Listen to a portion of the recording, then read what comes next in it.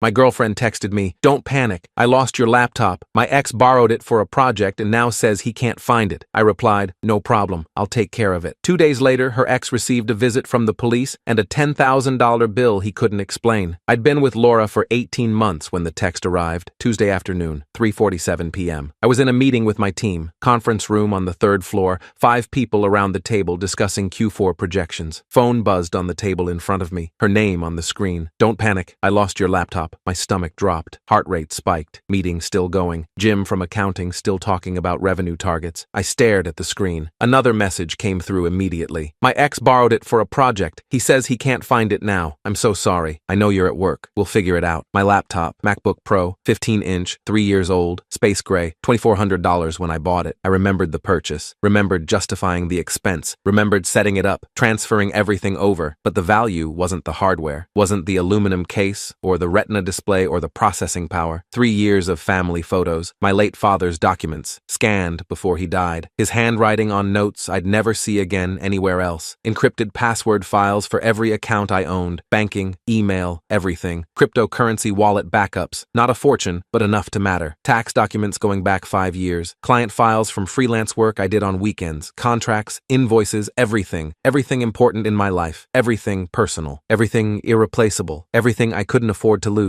and she'd given it to her ex-boyfriend, her ex, Andres, the guy she'd dated for 2 years before me, the guy she'd lived with in that apartment on 5th Street, the guy whose name still came up occasionally in stories about her past, the guy I'd never met, never worried about, never felt threatened by because she always said it ended badly, that they wanted different things, that he was completely in the past, until now, until this exact moment, when he apparently had my entire digital life in his possession. "When did you give it to him?" I typed back, hands steady despite everything, face calm, professional, meeting still happening around me, nobody noticing. Dots appeared, disappeared, appeared again. 5 days ago, Thursday. He promised to return it Sunday. He needed it for a work presentation. I thought it would be fine. "I'm really sorry." 5 days ago, Thursday. I'd been home Thursday night. We'd had dinner together. I'd made pasta. We'd watched that new thriller on Netflix. She'd fallen asleep on the couch. I'd covered her with a blanket. Normal evening. Completely normal. She'd never mentioned anything. About my laptop. About Andres needing something. About borrowing anything. Nothing. She could have asked me. Should have asked me. I would have said no, obviously, but at least I would have known. At least I could have made the choice. But she didn't ask. She just took it, gave it to her ex-boyfriend, and only told me now, 5 days later, after it was already gone. "No problem," I replied. 2 words. Calm, simple, professional. "I'll take care of it." The meeting ended 10 minutes later. I walked back to my desk, sat down, opened my work laptop,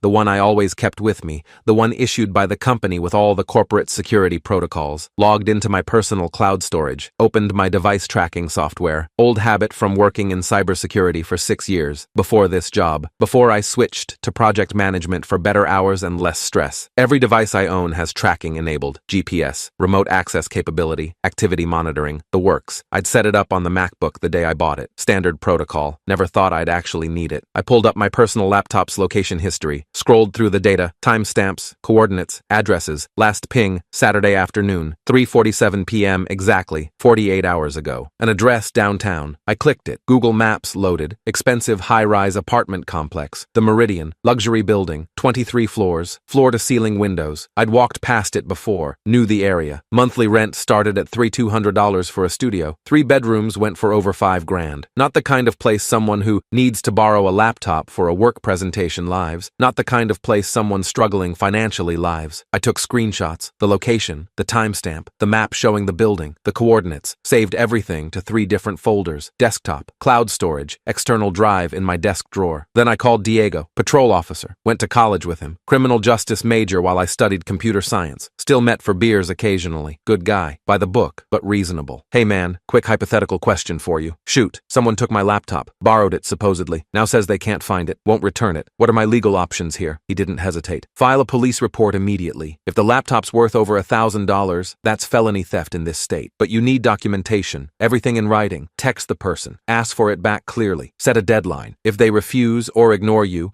bring all the evidence to the station. Receipts, serial numbers, any communication. That's your case. Felony? Really? Grand theft. Over $950 makes it a felony here. And a laptop like yours? Definitely over that threshold. But seriously, get everything documented. Text messages are your best friend here. Thanks, man. I appreciate it. No problem. And hey, file that report sooner rather than later. The faster you move, move, the better your case looks. I hung up, thought for a moment, opened a new message. Laura had mentioned Andres enough times over 18 months that I knew his last name, Morales. Finding his contact info took 5 minutes on social media. Facebook profile set to public. Phone number visible right there. Idiot. I typed, "Hi Andres, this is Laura's boyfriend. She told me she lent you my laptop last week. I need it back by tomorrow evening. Please let me know what time works for you to return it. Thanks." Professional, polite, clear deadline, reasonable tone. Everything Diego said to do. Sent it at 4:23 p.m. 3 hours passed. I worked, finished emails, closed out reports, went home at 6. No response from Andres. Laura came home around 7. Key in the door, grocery bags. She'd stopped at Whole Foods, trying to be normal, trying to smooth this over with a nice dinner probably. She started talking immediately, fast, nervous, apologetic. Andres was looking everywhere, she said. He felt terrible about this. He'd promised to text me back soon. She was sure it would turn up. Probably left it at a friend's place, or maybe at work. He was checking. "Why didn't you ask my permission?" I asked, standing in the kitchen, arms crossed, voice calm, not angry, just asking a question. I didn't think it was a big deal. She was putting groceries away, not looking at me. "He needed it for a work presentation. His laptop died completely, like won't even turn on. You were at work. I figured it would be fine for a few days. I was gonna tell you, but then it just slipped my mind. It's my laptop, Laura. My personal things are on there. I know, I'm sorry, I really am. I should have asked first." She finally looked at me. "But he'll find it. I'm sure he will. He's responsible. He wouldn't just lose it." Responsible. The word hung there. A responsible person would have returned it Sunday like he promised. A responsible person would have asked permission first. A responsible person would respond to my text. I nodded, said nothing else, went to the bedroom, closed the door, sat on the bed, checked my phone. Still no response from Andres. Wednesday morning, I sent another text before work. "Hey, just following up on my laptop. Do you have it or not? I need it for work this week." 2 hours later, finally, a response. "Yo, I don't have it, bro. I think I left it somewhere over the weekend. I'm checking with some people who might have seen it. Left it somewhere. Not lost, not stolen. Left it. Like it was a jacket. Like it was nothing. Where did you leave it?" I typed back. No response. Nothing. Hours passing. Afternoon. Evening. Wednesday night, Laura tried to have a conversation. Tried to explain. Andres was doing his best. He was really trying. She asked me to be patient, to give him time. I nodded. Went to bed early. Didn't argue. Didn't engage. Thursday morning. Still nothing from Andres. Thursday afternoon. Still nothing. Thursday evening. I walked into the police station with a folder. Inside, the original laptop receipt from Apple showing $23.99 purchase price. The serial number from my original box. I'd kept it, paranoid habit. Tracking software screenshots showing the last known location at the Meridian Apartments. Timestamps. Coordinates. Text message screenshots showing I'd asked for it back. Screenshots showing Andres admitting he didn't have it, admitting he'd left it somewhere. The officer at the front desk was mid-50s, gray hair, tired eyes, professional demeanor. He listened while I explained, took notes on a legal pad, face expressionless, neutral. "If the property's worth more than $950 and the individual refuses to return it, that constitutes grand theft. Felony charge. We'll need to send an officer to follow up. Attempt contact. Get their statement." I understand. He photocopied everything, every page, every screenshot, stapled it all together, gave me a case number on a small card, told me someone from the Property Crimes Division would contact me within 48 hours. "Thank you," I said. I drove home. Laura was there, in the kitchen, cooking dinner, chicken and vegetables, trying to be normal, trying to pretend everything was fine. "Any word from Andres?" I asked. Casual, just asking. "Not yet, but I'm sure it'll turn up soon. These things always do." I filed a police report. She froze, wooden spoon hovering over the pan, oil sizzling. She turned slowly. "You what?" "It's stolen property, worth over $2,000. I filed a report today." "He's looking for it. This is insane. You're going to get him in serious trouble over a laptop. He took my property and won't return it. That's theft." Her face flushed red. "You're being vindictive. He made a mistake. People make mistakes. You're going to ruin his life because of this?" "I reported a crime, that's all." "It's not a crime. It's a misunderstanding." I didn't respond, just walked past her, went to the bedroom, closed the door, locked it this time, heard her out there, pacing, talking on the phone, crying at some point. I put in headphones, worked on my work laptop, finished some projects, ignored it all. Friday, still no contact from Andres. Laura barely spoke to me, cold, distant, sleeping on the couch. Saturday afternoon, my phone buzzed. Unknown number, probably spam. Almost sent it to voicemail. "Hello? Hi, this is Officer Perez with Metro Police Department, Property Crimes Division. I'm calling about your stolen property report filed Thursday, case number 2024-17834. Yes, thank you for calling. We went to the residence listed on the report, the Meridian Apartments Apartments, Unit 1847. The address from your tracking software. We attempted contact with Andres Morales. He wasn't home. Roommate said he was out. Wouldn't say where. Okay? We ran his name through the system while we were there. Standard procedure. Pause. Mr. Morales has an outstanding warrant from 2023. Failure to appear in court on a theft charge. The warrant's still active. Never been resolved. My pulse quickened. Heart hammering. A theft charge? Shoplifting. Grand theft from a Best Buy in Henderson. Stole 2 laptops and a camera. Total value over $3,000. He was arrested. Released on bail. Supposed to appear in court for arraignment. Never showed up. Warrant was issued in November 2023. Still hasn't been resolved or served. I sat down. Processing this. I see. Just wanted to give you an update on the case. We'll continue attempting to contact him regarding your laptop. If we locate him for any reason, we'll serve the outstanding warrant as well. The 2 cases may end up consolidated depending on how this proceeds. Thank you, officer. I appreciate the update. You'll hear from us soon. He hung up. I sat there in my apartment, staring at my phone, processing everything. Laura's ex-boyfriend, the one she'd trusted with my laptop,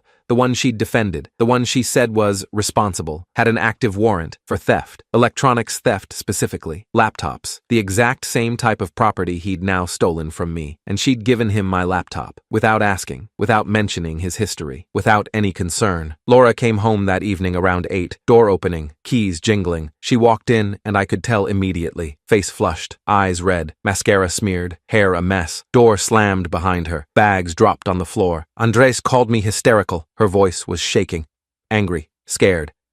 The police went to his apartment, talked to his roommate, asked about him. Did you actually call the police on him? I filed a report. I told you that on Thursday. He's looking for the laptop. This is completely insane. He's going to be in serious trouble now. They're looking for him. Good. He stole my property. You're ruining his life over a stupid laptop. No. He ruined his own life by stealing. Again, apparently. This isn't his first time. She stared at me. What are you talking about? He has an outstanding warrant. For theft.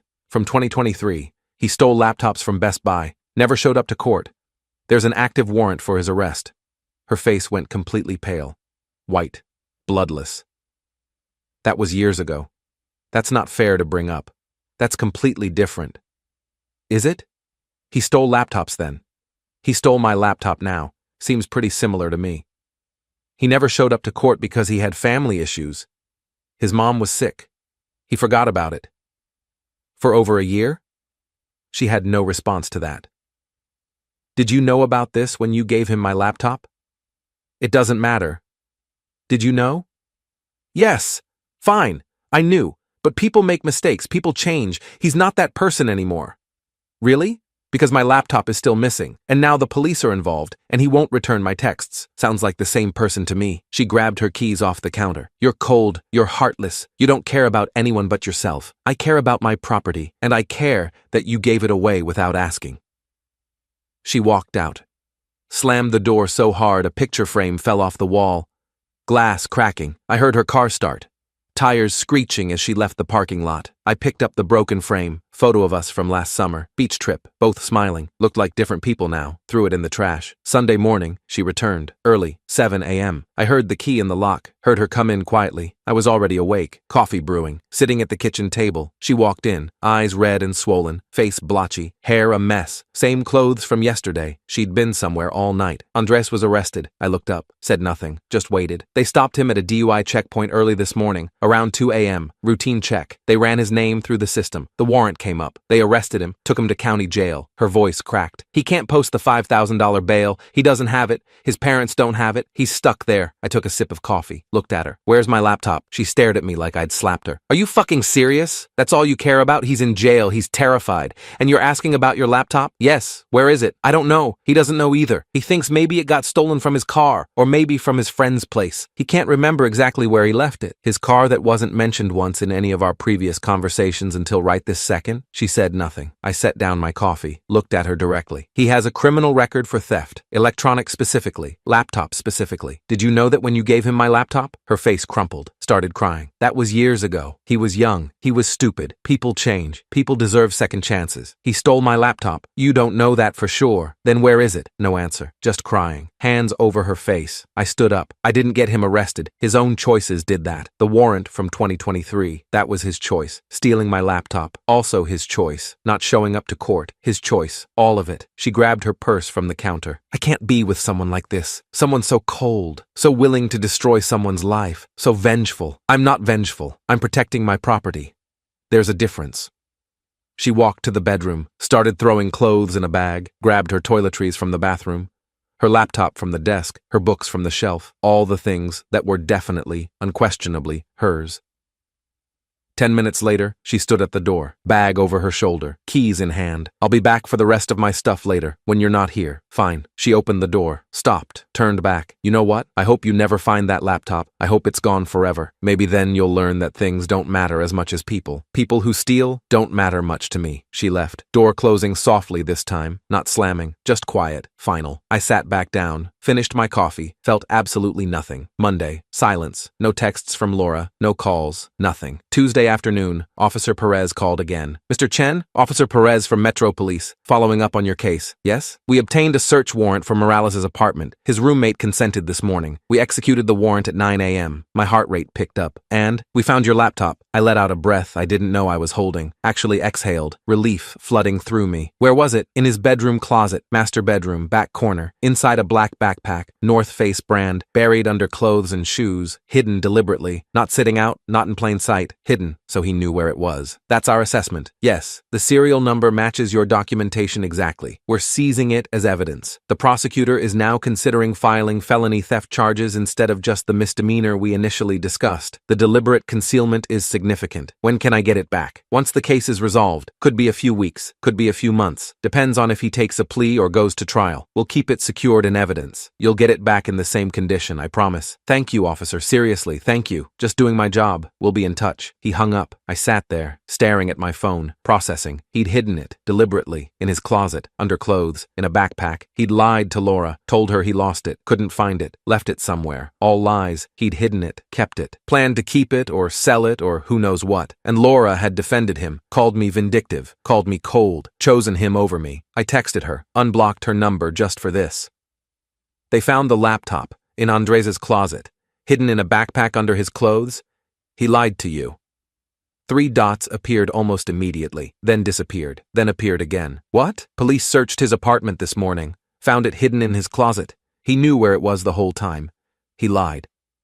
No response. Dots appearing and disappearing, appearing and disappearing. Finally, I don't believe you.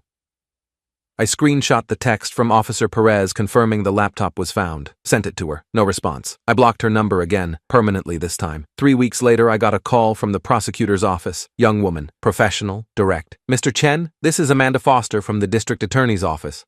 I'm calling about the Andres Morales case. Yes? Mr. Morales accepted a plea deal this morning. Wanted to inform you as the victim. What's the deal? Petty theft, reduced from felony grand theft. His attorney negotiated hard. First-time offense. Well, second if you count the 2023 case. But that was also pled down. Judge agreed to the reduction in exchange for immediate plea and restitution. What does that mean exactly? $20,500 fine paid to the court. 2 years probation. Or the $200 restitution paid directly to you. That's for the laptop's depreciated value and compensation for your time. He's also required to complete 100 hours of community service. And the warrant from 2023? That added additional penalties. Another $3,000 in fees and court costs for failure to appear. Plus, he'd already posted $5,000 bail for the current arrest. Plus his attorney's fees.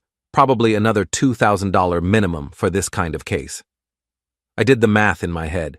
$2,500 fine, $3,000 in fees, $5,000 bail, $2,000 attorney, $200 restitution. That's $1,700 at minimum. Could be more depending on his attorney's actual fees. All for a laptop he tried to steal. When do I get my laptop back? You can pick it up from evidence starting tomorrow. Case is closed as of this morning. Bring your ID and the case number. Thank you. Thank you for your cooperation, Mr. Chen, and I'm sorry this happened to you. She hung up. I sat there, staring at nothing, thinking about everything. Over $13,000. For my laptop, for lying, for stealing, for hiding it in his closet, for all of it. Thursday afternoon, I drove to the police station. Evidence room in the basement, fluorescent lights, concrete floors, officer behind thick plexiglass, showed my ID, gave the case number, signed paperwork, receipt for 1 MacBook Pro, serial number matching. Officer disappeared into the back. Returned 5 minutes later with a sealed evidence bag. Clear plastic. My laptop inside. Stickers on the case still visible. Apple logo catching the light. Signed more papers. Took the bag. Walked to my car in the parking lot. Sat in the driver's seat. Opened the bag carefully. Pulled out the laptop. It felt lighter than I remembered. Or maybe I just felt lighter. Opened it. Powered it on. Apple logo, loading screen, password prompt. Typed my password. Desktop loaded. Everything there. Every folder. Every file. Every photo. My father's scanned documents. All of it. Exactly as I'd left it. Untouched. Safe. Mine. I closed it. Sat there for a moment. Then started the car. Drove home. Never heard from Laura again. Never reached out. Never wanted to. 6 weeks later, a check arrived in the mail. County envelope. Official looking. $1,200. Restitution payment. From the court. From Andres Morales via the probation department. I deposited it mobile. Used it to upgrade my laptop's hard drive from 512 GB to 1 TB. Added better encryption software. Better tracking. Better everything. And installed tracking on every single device I owned. Phone, tablet, headphones, watch, everything. Just in case.